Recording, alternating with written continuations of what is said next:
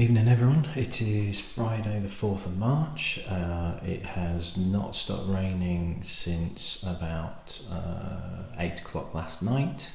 I've taken the dog out for a walk. He is soaking wet, lying just down there, and he absolutely stinks. But it's Friday night, so let's have a couple of drams to finish off the week. And give myself a rest tomorrow night as well. So a couple of nights ago we did the Highland Park, which is one of the biggest selling whiskies and most highly regarded whiskies probably in the world. So I thought tonight we'd go for a couple in one night, and we'll do arguably the two biggest selling single malt scotches outside of Highland Park. One definitely is, and the other one is near as damn it as close to. So the first one we'll do is this one here. Now this is a slightly older miniature, and this is Glenmorangie, which is also speaking from experience, the most mispronounced of all the Scotch Single Malt distilleries, and probably of any distillery and any brand as well. Nearly always, particularly working in the whisky shop, and 8 times out of 10, if not 9 times out of 10, would be pronounced Glenmorangie, but the emphasis is on the second syllable, so it's actually Glenmorangie. Now this distillery is from a place called Tain in Ross-shire, and I'll put a map of it up now. It's just a little bit further up the coast from Inverness, and it was its basis or its origins come from Morangie Farm, which in the 1730s was the site of a brewery. And there was a guy called William Matheson in 1843 who converted the brewery, basically bought the farm and converted the brewery into a distillery. Called it Glenmorangie, and basically managed to kind of get it as quite a highly regarded whiskey. One of the main customers of the distillery was a company in Leith called Macdonald and Muir, and they bought the business in 1913 and took it on, and it grew in popularity. It was very highly regarded. Now it's quite well known for having the tallest stills in single malt Scotch whisky production. Now what that means is that it results in a lighter spirit that runs off. If you can imagine, you've got your vapours from the bottom of the still, it's boiling away, and your vapours run off, and the still tapers to a top and runs off, and that's where it basically condenses and then runs down as spirit.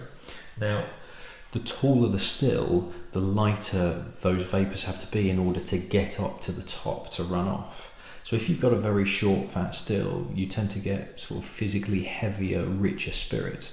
And the taller it is, the physically lighter it has to be, because obviously it's got to combat gravity.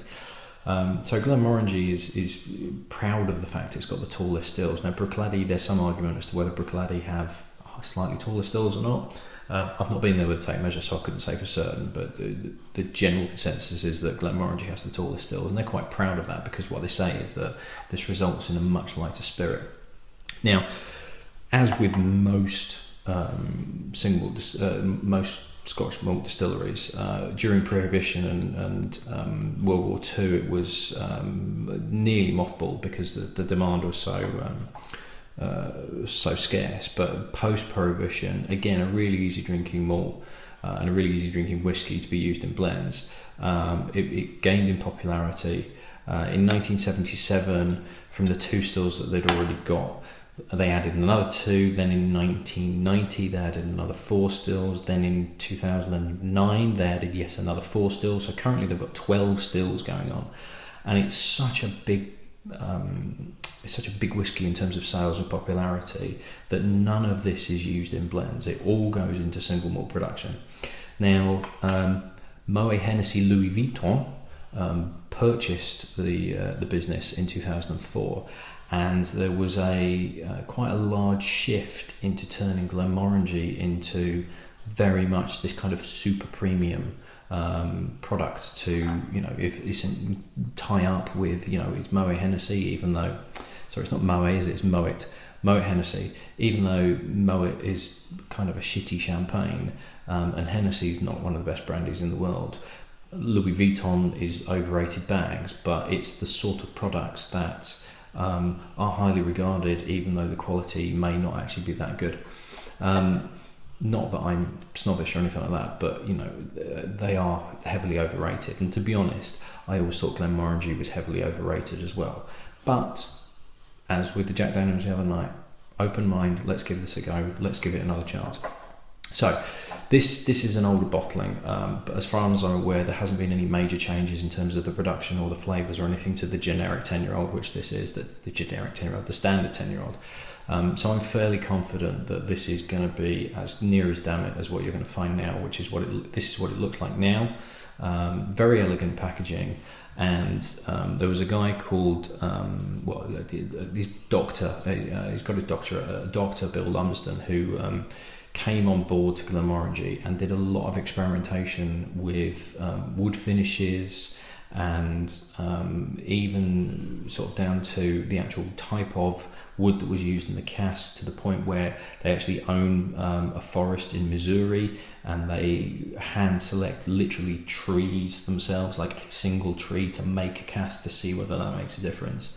So Glenmorangie had, and still do, they've got they had a wide range of sort of wood finishes, and one of the best parts I ever had when I was working at Odd Bins up in Newcastle was they had a prize draw. It was when the original set of wood finishes came out, so there was a Madeira, a Sherry, a Port, I think it was those three, maybe one other as well. Can't for the life of me remember. And there was a prize draw for each Odd Bin store where you could win a crate of 12 bottles. So it was like the 12 to 15, the Madeira, the Sherry, the Port, the whatever the other one was, and two of each. So we all, we were getting customers to do it because it was each store specific as well. So we had a box by the till, and we were getting customers to put them in, but we were also putting our own in. But it was like, staff members can't do it, so put your mum in, put your dad in, put your friends in, and things like that. And I put my now wife but girlfriend at the time, put her address down and her name down, and she won, which was fantastic because I ended up getting it was a really impressive wooden crate as well, with 12 bottles of Glenmorangie and various wood finishes in. Now we gave some to the store to use as tasting bottles, gave some to my father-in-law because he would, I think it lasted about 10 seconds in his house. But that was like a score, nice one. So anyway, it was, they've got these wood finishes, and then they've done things like Sauternes and Chateau de Chem, and just they went really, really experimental to the point where it got a little bit overkill. Then it was, as the packaging changed and it got into the new kind of curvier type bottle, there was the Quinta Ruban and La Santa and all these kind of unusual, exotic sounding names, because it became more of a marketing exercise. And it was experimental, but it felt a bit kind of like, hang on, you're kind of pushing your luck here. You're starting to up the price, you're starting to have fancy packaging and fancy names. And it felt like it became less about the whiskey and more about how can we get another release out. Glenmorangie would really help with my challenge if I was just doing 366 whiskies, and it doesn't matter where they come from, because there's about 30, 40, if not more, different versions of Glenmorangie out there, and I could contact them and say, can I have a 25cl sample of it, 25cl, keep saying that, too much, 25 ml sample of all of your Glenmorangie range, and that would last me about 2 months. That'd be brilliant, but that's not the challenge. The challenge is to do one from each. So people always asking for it, saying, yes, I drink this, I absolutely love it, and it's been really highly regarded as a really, really easy drinking single malt. Very, very smooth on the nose, a slight bit of honey. In fact, but quite a bit of honey, kind of runny honey. Very, very pleasant indeed. A little bit of heather, but nothing too crazy. Now it's quite close to the coast, but it doesn't have a particularly huge sea air element to it.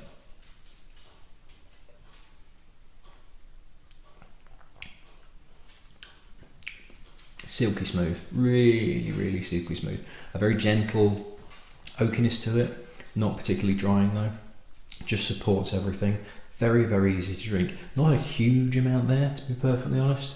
There's not a great deal of depth to it, and that's something that I do remember from Glenmorangie when I was working at the whisky shop and selling it, and we had tasting bottles of it. It's a good entry level single malt, but there's not a huge amount of character to it. It's very, very safe.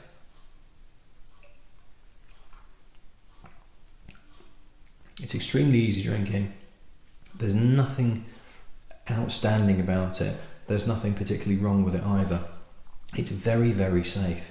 Not like, say, the Scapa last night, where it was similar type of vibes in terms of there was honey there and there was a gentle maltiness character, but Scapa had a little bit of a that sea character, and that slight pepperiness was coming in, and that was what was just lifting it slightly. This is just level all the way through. It's, you know, it's drinkable, it's smooth, but there's nothing really deviating from the norm. And I can perfectly understand why this is so popular and why this sells so well, because for drinking, you don't have to work with it. For giving it as presents, you know what it's going to go on. If you drink this, you're going to be happy with this all the time, because it does exactly what it says on the tin. It's a decent, smooth, easy drinking single malt whiskey. Nothing more to that. And sometimes that's why things are so popular, because you know what you're going to get every single time. You don't want to have to fight it. You don't want to have to take your time over it. You just want to be able to enjoy something simple. The basic, it sounds a bit harsh, but something simple, easy, nothing too intense, nothing too technical, just a well-made, solid, dependable whiskey, which is what that is. So you're probably looking at about 30 quid for this, which in all honesty I think is slightly overpriced. And that was one of the things about Glenmorangie, was the prices were starting to creep up, even just for the standard 10-year-old. At about 25 quid, I think this is a fair price. Between 20 and 25, I think is fairer, but you'll do well to find it at that price. Absolutely nothing wrong with that. Isn't wowing me, isn't the best whiskey I've ever had. If somebody gave me a dram of it at a bar or at home or anything like that, or if that was the only thing left on the shelf, it would be fine. It would be absolutely fine. It wouldn't thrill me, but it would do the job. Right, we'll rinse everything out, we'll get on with the next, and then we'll get on to the biggest selling single malt in the world. Exciting times. Woo. See you later.